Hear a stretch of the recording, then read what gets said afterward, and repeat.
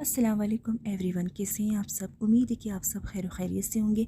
मेरी दिली दुआ है अल्लाह ताला से, अल्लाह ताला हमें और आप सबको अपने ज़मान में रख के सेहत और तंदुरुस्ती व लंबी ज़िंदगी दे।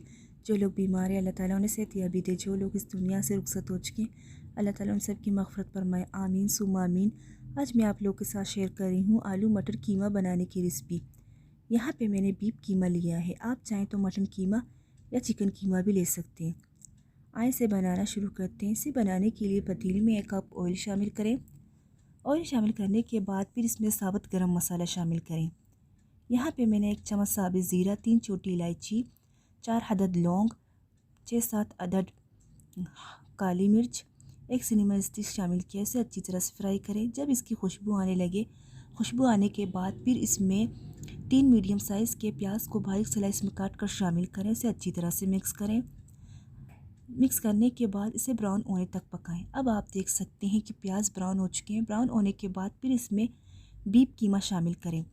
यहाँ पे मैंने आधा किलो कीमा लिया है। कीमा शामिल करने के बाद अब इसे अच्छी तरह से मिक्स करें और 5 मिनट तक भूनें।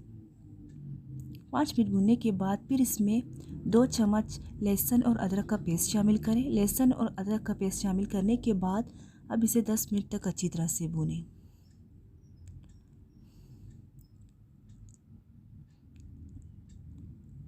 10 मिनट भूनने के बाद फिर इसमें मसाले शामिल करें।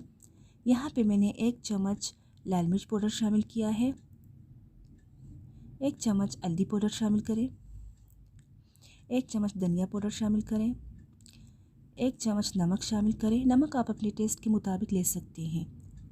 1 चम्मच गरम मसाला पाउडर शामिल करें और इसे अच्छी तरह से मिक्स करें।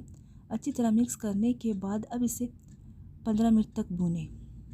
15 मिनट भूनने के बाद फिर इसमें टमाटर शामिल करें। यहाँ पर मैंने 3 मीडियम साइज़ के टमाटर शामिल किए हैं। टमाटर शामिल करने के बाद अब टमाटर को अच्छी तरह से मिक्स करें। मिक्स करने के बाद अब इसमें मटर शामिल करें। यहाँ पे मैंने आधा किलो मटर लिया है।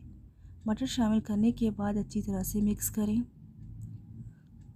अच्छी तरह मिक्स करने के बाद अब इसे ढक कर 20 मिनट तक पकाएं।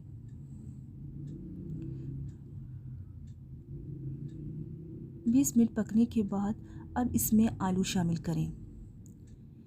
यहाँ पे मैंने 1.5 पाव आलू लिया है। आलू शामिल करने के बाद अच्छी तरह से मिक्स करें। अच्छी तरह मिक्स करने के बाद फिर इसमें आधा गिलास पानी शामिल करें।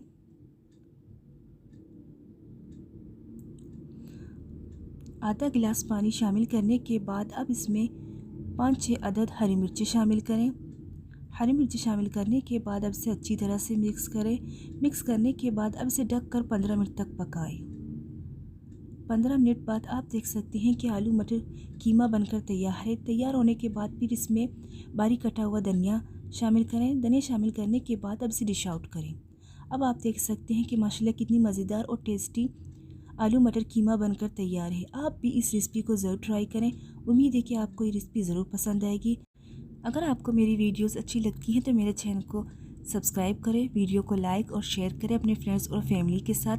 जिन लोगों ने मेरे चैनल को सब्सक्राइब किया उन सब का तहे दिल से शुक्रिया। अपने और अपने घर वालों का, ख़ासकर अपने वालिदैन का बहुत ज़्यादा ख्याल रखिए। अल्लाह हाफिज़।